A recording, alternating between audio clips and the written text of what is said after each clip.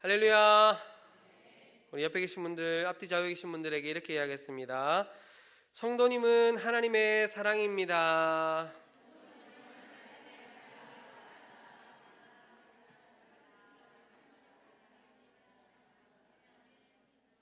네. 여러분들 등산 좋아하십니까? 등산? 좋아하시나요? 조심하십시오. 연세 드신 분들은 조심하셔야 돼요.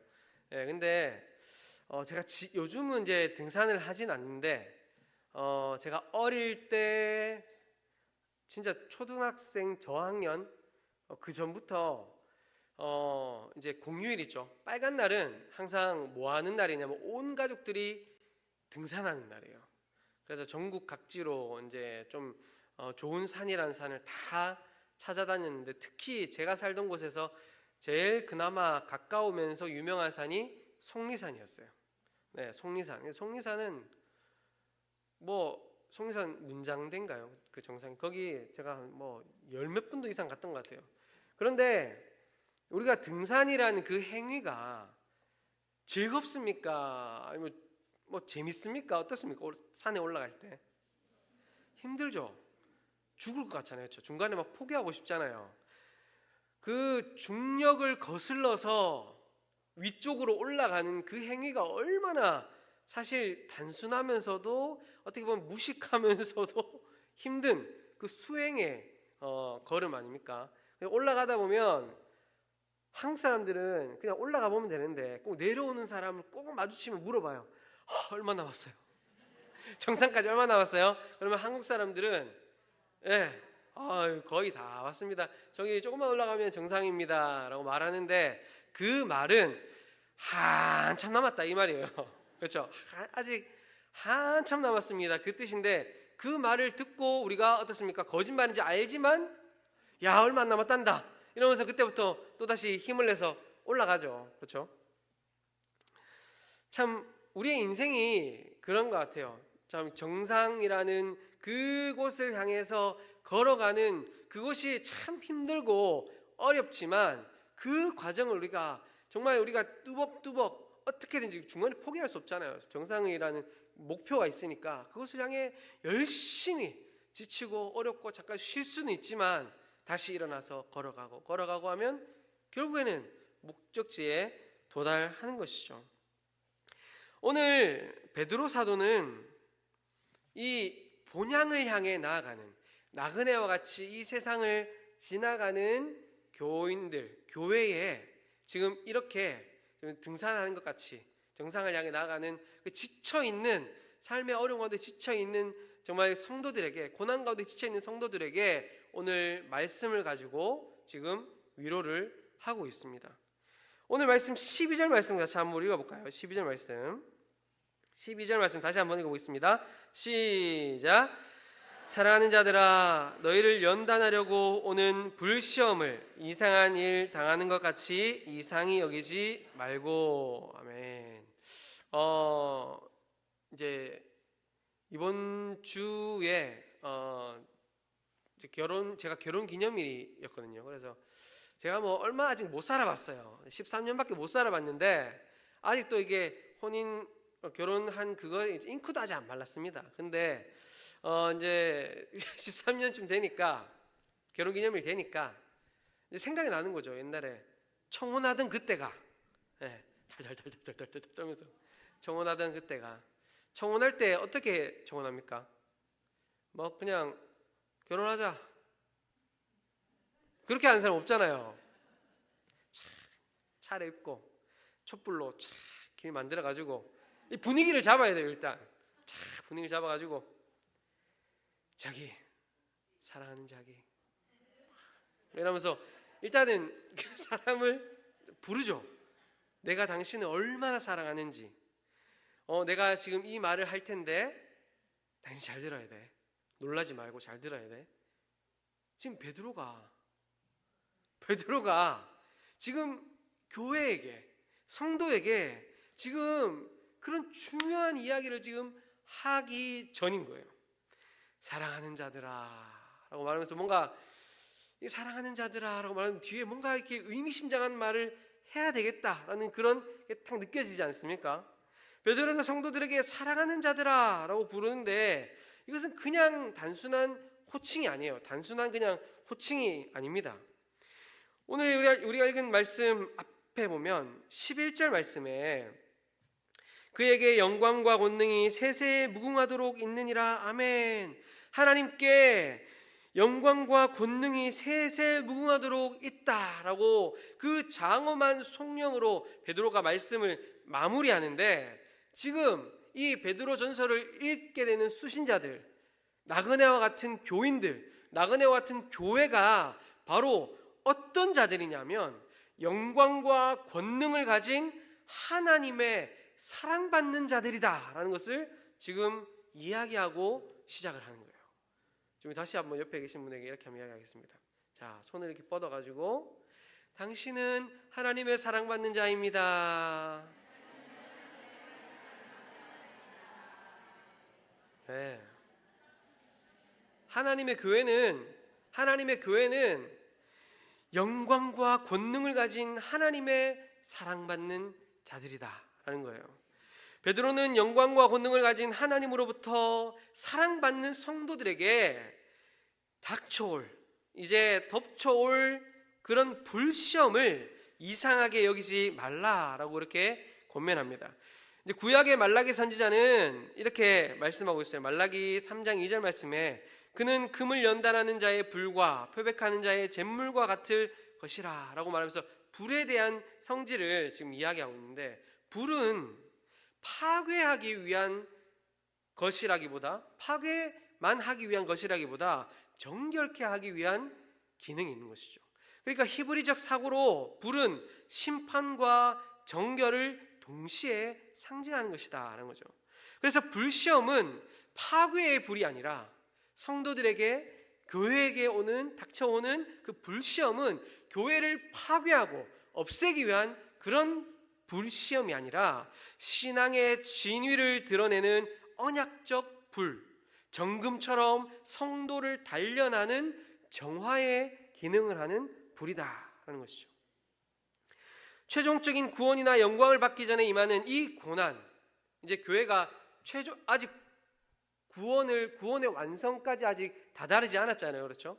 본향을 향해 나아가고 있잖아요. 그러니까 이 본향을 향해 나아가는 이 과정 가운데 겪게 되는 이 고난은 메시아적 고난의 일부예요. 메시아적 고난. 그러니까 예수님께서 부활하시고 영광, 부활과 또 승천하신 그 영광에 들어가기 전에 뭘 겪으셨습니까? 그냥 바로 부활하시고 영광을 받으신 게 아니잖아요. 그렇죠? 고난과 십자가의 그 죽음의 그 길을 지나서 부활 승천의 그 영광을 받으셨잖아요. 그렇죠? 그리스도께서 장차 오는 세상의 첫 열매가 되셨고 그를 영접한 교회가 그 뒤를 따라가는 겁니다. 그러므로 그리스도께서 당하신 고난은 종말의 영광 앞에 반드시 지나야 할 고난이고, 그 고난의 길은 당연히 교회도 역시 겪으면서 나아간다라는 것입니다. 헬라어에서 오늘 말씀 보면 참여한다라는 말 있잖아요. 참여한다. 오늘 이 헬라어에서 참여한다라는 말은 그냥 단순한 동참이 아니라 그리스도와 운명을 함께하는 사람, 즉 그리스도의 고난과 부활에 깊이 하나된 사람을 뜻합니다. 우리의 고난은 그리스도의 구속사에게 참여하여서 그분을 닮아가는 과정이라는 거죠. 그렇기 때문에 부활과 승천의 그 영광스러운 승리가 우리에게 보장되어 있는 거예요.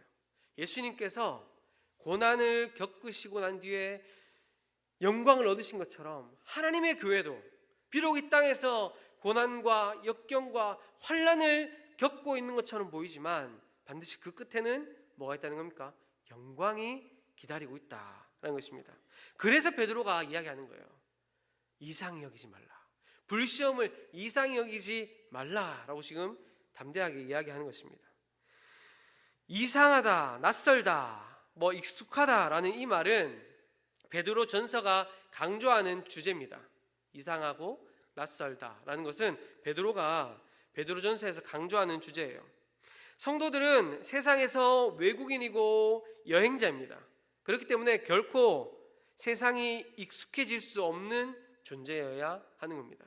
우리 교회가 세상에 익숙해질 수 없는 것이죠. 계속 낯선 게 마땅합니다. 세상도 교회를 낯설어 해야 하는 것이죠. 성도에게 친숙해야 하는 것은 이 세상이 아니라 장차 온전히 누리게 될 저 본향이어야 됩니다. 썩지 않고 더럽지 않고 쇠하지 않는 나라의 의와 경건의 삶이 우리 교회 성도들에게 익숙해야 하는 거예요.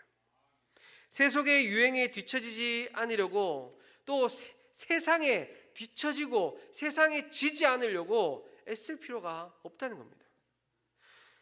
어떤 성도들은 이렇게 말합니다. 예수 잘 믿는데 왜 이렇게 고난이 많은가? 혹시 그런 생각 해보신 분들, 그런 생각 안 해보신 분 손 한번 들어보십시오. 네, 아무도 없죠. 네, 저도 두 손 두 발 다 들 수 있어요. 아니, 내가 예수 잘 믿는데 왜 고난을 받을까? 그리고 그 물음에 대해서 우리 이렇게 생각할 때가 있습니다. 아, 내가 믿음이 부족해서 그렇구나. 그리고 내 스스로를 책망하고 자책하게 되죠. 그런데 그것은 복음이 애초에 잘못 전해진 거기 때문입니다. 예수 믿으면 복 받는다. 예수 잘 믿어야 복 받는다. 그러면 고난이 있으면 예수를 바르게 못 믿어서 그렇구나. 내가 믿음이 부족해서 그렇구나라고 바르게 그렇게 공식이 되는 거잖아요. 그렇죠? 직장에서 부당한 일, 관계의 상처, 가족 안에서 오해 같은 그런 일상적인 아픔 속에서도 우리는 왜 나에게 이런 일이 생기나라고 우리는 궁금증을 가집니다. 그러나 하나님은 그 순간에도 우리를 다듬고 계신다는 거죠. 고난은 하나님께서 우리를 버리신 증거가 아니라 그리스도와 함께 가는 길에 우리가 바르게 서 있다라는 거예요. 뒤에 근데 우리가 보겠지만 내가 잘못해서 받는 고난 말고요. 이거는 그렇죠? 의롭게 하나님의 뜻대로 내가 바르게 살아가고 있는데 받는 고난은, 이것은 내가 주님이 가신 그 길에 바르게 서 있구나, 그 길을 바르게 가고 있구나라는 증거라는 것이죠. 복음은 예수 그리스도를 받는 것입니다. 그의 부활의 능력을 따라 속사람이 거듭나고 썩지 않고 더럽지 않고 쇠하지 않는 나라를 약속받고 그 살아있는 소망으로 사는 것입니다. 그래서 날마다 그가 받은 그리스도의 고난에도 함께 참여하는 것이죠. 고난은 우리 교회에 필연적으로 따라오는 것입니다. 그리스도의 죽으심과 부활이 이건 분리될 수 없는 것처럼 주님의 길을 따라간 교회라면 반드시 그 길에는 고난이 있어야 된다라는 것이죠. 우리 같이 14절 말씀 같이 한번 읽어볼까요? 14절 말씀 읽어보겠습니다. 시작. 이름으로 치욕을 당하면 복 있는 자로다. 영광의 영 곧 하나님의 영이 너희 위에 계심이라. 아멘. 고난 속에서도 기뻐할 수 있는 이유는 13절에 그의 영광을 나타내실 때 너희로 즐거워하고 기뻐하게 하려 함이라 라는 말씀. 하지만 더 놀라운 이유가 있습니다. 그것은 그 영광이 장차 나타날 것일 뿐 아니라 이미 그 하나님의 영광의 영이 고난에 참여하는 자 위에 머물러 있기 때문에 고난 가운데도 기뻐할 수 있다라고 말씀하고 있습니다.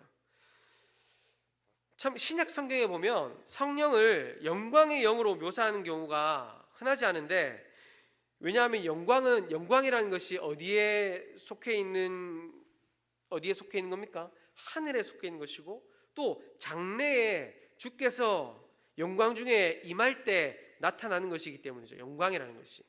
그런데 지금 베드로는 성령을 능력을 행하는 영, 아니면 위로의 영, 지혜의 영으로 묘사하는 것이 아니라 영광의 영이다라고 묘사합니다. 그리고 그 영광의 영이 이미 고난을 당하고 있는 그들 위에 임하여 머물러 있다라고 말씀하고 있어요.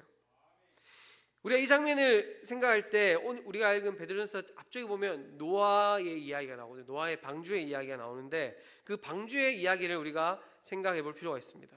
노아의 방주가 40일 동안 이제 홍수에 시달리면서 그 후에도 오랫동안 물 위에 떠다니다가 드디어 아라랏산에 이릅니다. 홍수가 이제 오래전에 그쳤지만 방주는 땅이 마르기까지 더 오랫동안 기다려야 했던 것이죠. 그리고 비둘기를 날려보내는 사건이 나오잖아요. 그 비둘기가 이제 감람나무 새 잎사귀를 물고 방주로 돌아왔습니다. 여기서 비둘기는 어떤 역할을 한 겁니까? 그 방주에서 구원받은 노아의 식구들이 이제 발 딛고 살게 될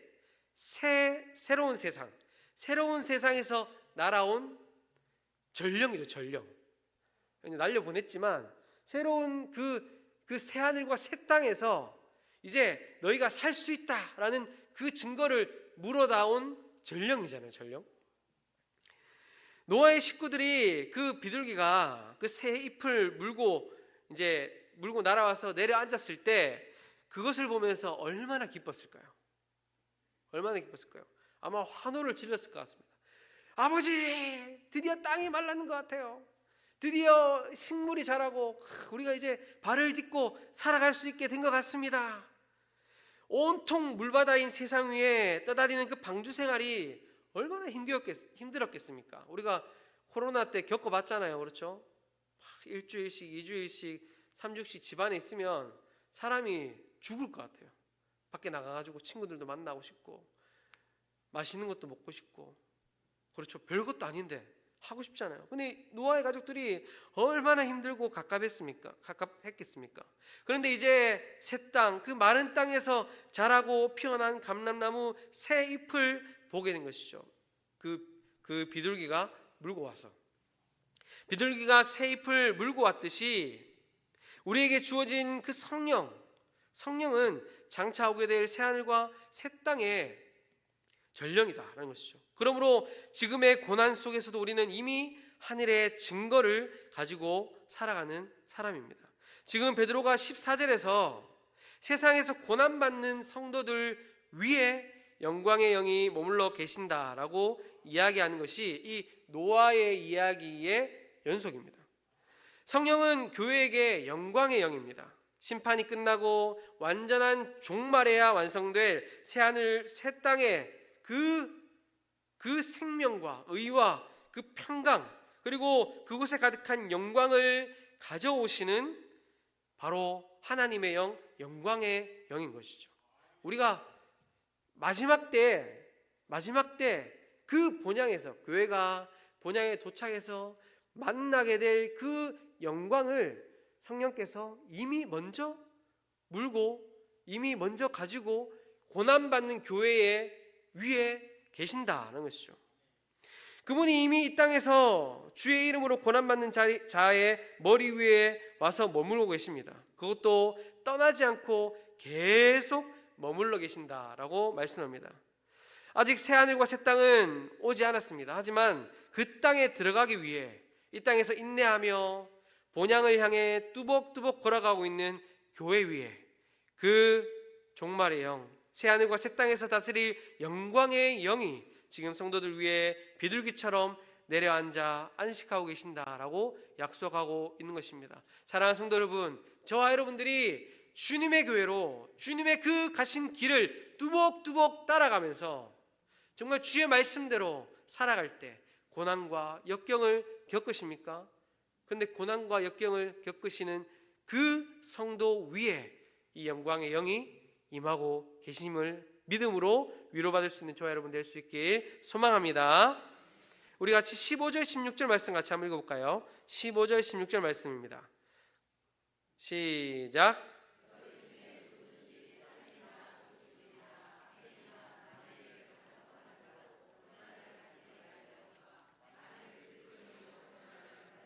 부끄러워하지 말고 도리어 그 이름으로 하나님께 영광을 돌리라. 아멘. 고난을 받는데 교회가 고난을 받는데, 이 고난을 받는 이것은 필수예요, 필수. 믿는 사람이나 믿지 않는 사람이나 이 세상 가운데 세상의 길을 걸어가면서 반드시 고난은 있죠. 고난 없는 사람이 어디 있습니까? 그런데 그 고난이 무엇 때문이냐는 거예요. 무엇 때문이냐? 베드로는 성도가 이 세상을 살아가며 반드시 고난을 만난다라고 말합니다.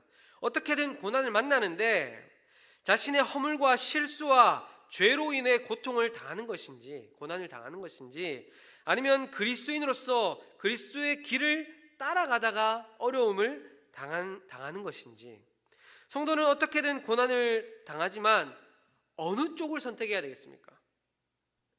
죄 짓다가 고난 당해야 될까요?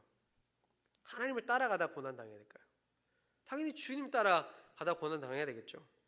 실제로 죄 사함과 구원의 확신을 갖고 자유함을 누리면서 다시 죄를 짓고 그 죄 때문에 남을 고통스럽게 하고 자신을 고통 속에 몰아넣는 경우가 있습니다. 우리 교회, 우리 그리스도인들에게는 자유가 있는데, 베드로전서 2장 16절에도 보면 자유가 있는데, 그 자유를, 우리가 그리스도인들이 가지는 그 자유는 죄를 마음껏 지으라고 보장된 보험이 아니죠.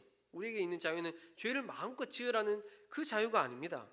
그것으로 생긴 여유와 기회, 힘과 능력을 가지고 모두 하나님의 뜻과 이웃을 참으로 복되게 섬기는 데 쓰라고 주신 자유란 말이에요. 여기서 말하는, 오늘 말씀에서 보면 누구든지 살인이나 도둑질이나 라고 말하잖아요. 여기서 살인이나 도둑질, 여기 한번 되게 은밀한 죄니까요, 우리 발을 들어보겠습니다. 자, 난 살인해봤다. 네. 도둑질 해봤다. 도둑질은 안 웃으시잖아요. 많이 좀 해보셨죠? 살인이나 도둑질이라고 말하는데, 이 살인이나 도둑질은 예수님께서도 말씀하셨죠. 무엇을 살인이다, 도둑질이라고 말씀하셨습니까?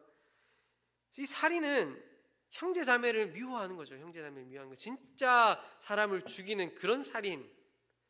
그것보다 더 나아가서 형제 자매를 미워하는 것, 원수 맺는 것, 서로를 마음으로 죽이는 그 행위를 포함하는 것입니다. 도둑질은 물건만이 아니라 남의 명예나 권리를 빼앗거나 탐욕으로 죄를 짓는 모든 행위를 포함하는 거예요. 그런데 살인하고 도둑질하는 것으로 고난받는 게 무엇일까요? 그리스도인으로서, 내가 교회인데, 내가 하나님의 자녀이고, 내가 예수님의 제자라고 말하는 자인데, 세상 사람들 말고요. 세상 사람들은 그런 죄책감도 없는데, 내가 예수님의 제자이고 교회라고 말하는데 내가 형제자매를 미워하고 또 도둑질하고 시기 질투하는 그런 마음으로 살아간다. 그 사람에게 주시는 고난이 뭘까요? 뭐가 고난일까요? 뭐 여러 가지 있을 수 있겠죠. 네, 방금 말씀하신 것처럼 그 마음에 찔림이겠죠. 찔림. 내가 미워하는 사람을 볼 때마다 느끼는 찔림. 이런 찔림도 없다면 모르겠습니다. 하나님 앞에 다시 무릎 꿇어야 되겠지만, 그것을 볼 때마다 느끼는 죄책감과 찔림과 아픔, 정말 그 사람과 내가 미워하는, 내가 정말 시기 질투하고 미워하는 그 형제 자매와 한 공동체 안에서 살아가면서 느끼는 그 마음이 고난이고 지옥 아니겠습니까? 뭐가 고난이고 지옥이겠어요? 그것보다 더 큰 고통이 어디 있겠습니까? 베드로는 우리에게 주어진 기회를 적극적으로, 우리에게 주어진 이 자유의 기회를 적극적으로 그리스도를 따르는 일에 쏟아붓고 거기서 오는 고난을 기쁘게 받으라고 권면합니다. 그것은 선한 양심으로 사는 삶이에요. 선한 양심으로 사는 삶. 세상 속에서도 세상의 주인 되시는 하나님을 생각하고 하나님의 뜻에 합당한 양심의 선한 그 뜻을 순복하며 살아가는 것. 그러니까 뭐겠습니까? 미워하는 사람을 계속 미워하면서 고난과 지옥 가운데 살아가는 그 고통이 아니라 내가 아프고 힘들고 너무 진짜 막 피 흘릴 것처럼 고통스럽지만 내 원수를 사랑하고 그를 위해 기도해주고 그를 품어주고 내 가진 것들을 나누고 내 것을 오히려 그 헐벗은 자들을 위해 벗어주고 그렇게 살아가면서 겪게 되는 고난, 그 고통, 그것을 선택하면서 살아가라 라고 이야기하는 것이죠. 그런 모습으로 살아갈 수 있는 저와 여러분 될 수 있길 소망합니다. 그럴 때 하나님께서 영광 받으시는 것이죠. 그럴 때, 그렇죠? 우리 오늘 말씀 17절 말씀 같이 한번 읽어볼까요? 17절 말씀 읽어보겠습니다. 시작. 하나님의 집에서 심판을 시작할 때가 되었나니 만일 우리에게 먼저 하면 하나님의 복음을 순종하지 아니하는 자들의 그 마지막은 어떠하며. 아멘. 지혜는 끝을 아는 데서 옵니다. 끝을 아는 데서. 우리는 그 이솝우화를 잘 알잖아요, 그렇죠? 개미와 배짱이 이야기를 잘 알잖아요. 배짱이가 룰루랄라 띵가띵가 개미들 일하는 거 보고 왜 일하고 있어? 너 나처럼 노래 부르고 놀지. 근데 그 끝을 우리가 알잖아요, 그렇죠? 개미가 일하는 이유가 뭡니까? 개미가 그 이야기에서는 개미가 일하는 이유가 겨울이 오기 때문이죠. 그 끝을 알고 지금을 살아가는 게 지혜잖아요. 배짱이는 지금만 보고 지금만 누리고 살다가 나중에 굶어 죽는 거죠. 영원을 준비하지 않는 자는 그래서 아무리 잘 살아도 어리석은 자가 되는 것입니다. 성경은 심판의 날을 가르칩니다. 하나님은 공의로 심판하시는 분이십니다. 더욱 놀라운 사실은 이 종말의 결정적인 심판이 이미 그리스도의 십자가 죽음과 부활의 사건을 통해 시작됐다는 거예요. 이미 시작되었다는 거예요. 이 종말의 사건이 시작되었다는 겁니다. 그래서 예수께서 죽으시고 부활하신 사건은 그 자체로 종말론적인 사건입니다. 모든 일의 끝이 결정적으로 시작된 사건이기 때문이죠. 주님이 다시 오시는 날, 그 재림의 날에는 십자가와 부활 사건을 통해 시작된 그 마지막 일을 완성하실 것입니다. 교회는 그리스도의 십자가와 부활 사건을 계기로 시작된 종말과 그가 다시 오셔서 완성하실 종말, 그 사이를 살아가고 있는 것이죠. 시작된 종말의 시간을 살면서 그 종말의 완성을 바라보며 나아가는 것입니다. 그러니까 우리는 세상 사람들과 다르잖아요, 그렇죠? 세상 사람들은 지금 닭이 바닥에 있는 모이를 이렇게 쪼으면서 살아가고 있지만 우리는 지금 이 땅을 바라보면서 내 발 앞에 떨어져 있는 이 이득을 바라보고 살아가는 게 아니라 저 이미 결정되어 있는 저 결승선을 바라보면서 본향을 바라보면서 우리가 앞을 바라보면서 나아가는 자 아닙니까? 그렇죠? 지금 17절과 19절에서 언급하는 그리스도인의 고난은 그리스도의 십자가와 부활 사건을 기초로 이미 시작된 심판과 구원을 배경으로 합니다.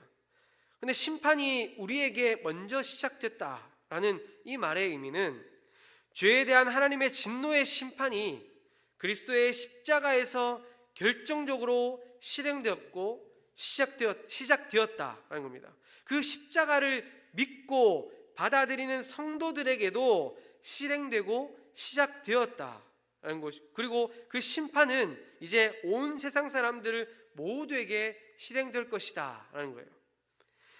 에스겔 선지자는 환상 가운데서 이렇게 말씀합니다. 에스겔 9장 6절 말씀에 보면 늙은 자와 젊은 자와 처녀와 어린이와 여자를 다 죽이되 이마에 표 있는 자에게는 가까이 하지 말라. 내 성소에서 시작할지니라 라고 말씀합니다.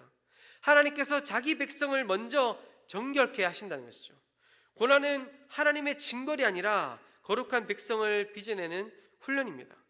이렇게 그리스도의 십자가로 시작된 이 종말의 심판의 두려움, 종말의 심판의 이 두려움은 십자가에 달리신 하나님의 아들의 모습으로 증거됩니다. 이 종말의 심판이 얼마나 두려운가가 예수님을 통해 증거되는 것이죠. 죄에 대한 하나님의 진노는 자기 아들이라도 아끼지 않는 그 거룩함 자체입니다. 죄에 대한 진노는 자신의 아들 예수 그리스도라도, 하나님께서는 예수 그리스도라도 아끼지 않고 심판하시는 것이죠. 정말 두려운 일 아닙니까? 십자가는 하나님의 긍휼의 증거이지만 동시에 거룩하신 하나님의 무서운 진노의 영원한 증거인 것이죠. 하나님께서 애굽에서 건지시고 광야에서 보호하시고 율법과 더불어서 세상을 주께로 돌아오게 하는 제사장의 역할을 맡기셨던 옛 이스라엘도 이같이 무서운 심판을 받았습니다. 하물며 이제 하늘로부터 보내신 성령에 의해서 정해진 이 복음을 거절하고 주님의 교회를 대적하는 이들에게 임할 심판이 얼마나 두려운 심판이겠습니까? 우리 19절 말씀 같이 한번 읽어보겠습니다. 19절 말씀 같이 한번 읽어보겠습니다. 시작. 그러므로 하나님의 뜻대로 고난을 받는 자들은 또한 선을 행하는 가운데에 그 영혼을 미쁘신 창조주께 의탁할지어다. 아멘. 이 구절은 이제 본문 전체를 요약하는 말씀입니다. 그리고 예수께서 십자가에서 하신 말씀을 우리가 떠올리게 하죠. 아버지, 내 영혼을 아버지 손에 부탁하나이다 라는 말씀을 생각하게 합니다. 성도는 고난 속에서도 창조주를 신뢰하는 그 그리스도의 신뢰를 따라가야 하는 것입니다. 물론 베드로는 여기서 고난 자체를 찬양해라, 순교를 너희는 무조건 순교해라, 고난을 너희가 갈망해라, 그런 의미가 아닙니다. 베드로는 고난 속에서도 기뻐해라 라는 것을 말하고 있는 거예요. 교회가 세상 속에서 계속해서 선을 행함과 선한 양심으로 행하기 위해 겪을 수밖에 없는 의로운 고난의 그 당위성을 말하는 것입니다. 그렇기 때문에 베드로는 이상히 여기지 말라라고 오늘 말씀 처음에서 이야기하고 있습니다. 사랑하는 성도 여러분, 베드로전서의 이런 메시지는 오늘날 우리에게 좀 낯섭니다. 왜냐하면 복음 때문에 고난받는, 복음 때문에 정말 우리가 불시험을 당하고 있는가, 내가 고난을 살아내는 가운데 내가 고난을 받고 있는가, 그것을 우리가 생각하게 해요. 당시 초대교회 성도들의 상황과 지금 우리의 상황이 좀 다르잖아요. 그렇죠? 초대교회 성도들은 정말 고난 가운데 세상에서 멸시당하고 세상에서 오히려 격리당하고 세상 가운데 손가락질 당하고 그렇게 생명을 걸고 예수 그리스도의 길을 따라갔는데, 저와 여러분들은 물론 고난 가운데 있는 분도 계시겠지만 저와 여러분들은 그런 불과 같은 시험을 겪고 있는 것은 사실 아니잖아요. 그렇죠? 하지만 저와 여러분들이 정말 예수 그리스도의 말씀대로 예수님께서 가신 그 길을 바르게 살아가고 있다면 그 길에는 반드시 고난이 있고 고난을 맞이하게 될 것이라는 것을 여러분 생각하며 살아갈 수 있는 저 여러분 될 수 있길 소망합니다. 그 가운데, 그 고난 가운데 기뻐하라는 것이죠. 왜냐하면 영광의 영이 그 성도와 함께 할 것이고 그에게 하나님의 영광이 있을 것이다 라고 약속하기 때문입니다. 사랑하는 성도 여러분, 오늘 말씀을 통해서 우리가 붙잡아야 할 것은 이것입니다. 첫 번째는 고난은 우리를 정결케 하는 불이다 라는 거죠. 정결케 하는 불이다. 근데 우리가 죽고 없어지고 교회가 무너지고 이런 것이 아니라 교회를 정결케 하기 위하여 받는 고난이다. 둘째는 영광의 영이 이미 우리 위에 고난받는 자, 정말 주님의 길을 가면서 고난받는 자 위에 영광의 영이 이미 임하여 계신다. 셋째는 그리스도인으로서의 고난은 영광이다 라는 것입니다. 또 마지막으로 넷째는 하나님께 우리 영혼을 맡기라는 것이죠. 예수님께서 십자가에서 아버지, 내 영혼을 아버지 손에 부탁하나이다 하신 것처럼 우리도 선을 행하는 가운데 우리의 영혼을 창조주 하나님께 의탁하며 나아가야 하는 것입니다. 사랑하는 성도 여러분, 우리는 잠시 고난받고 영원한 영광에 들어가지만 세상은 잠시 영광을 누리고 영원한 고통으로 들어갑니다. 절대 주님의 길을 따라가며 받는 고난에 놀라지 마시기 바랍니다. 고난은 하나님이 여전히 나를 붙드신다는 증거이고, 고난은 그리스도와 연합된 자만이 누리는 특권입니다. 그러므로 고난 속에서도 기뻐하고 영광의 눈으로 현재를 바라보며 하나님의 손에 우리 영혼을 맡기는 우리 모두가, 또 우리 김포 제일교회가 될 수 있기를 주님의 이름으로 축원합니다.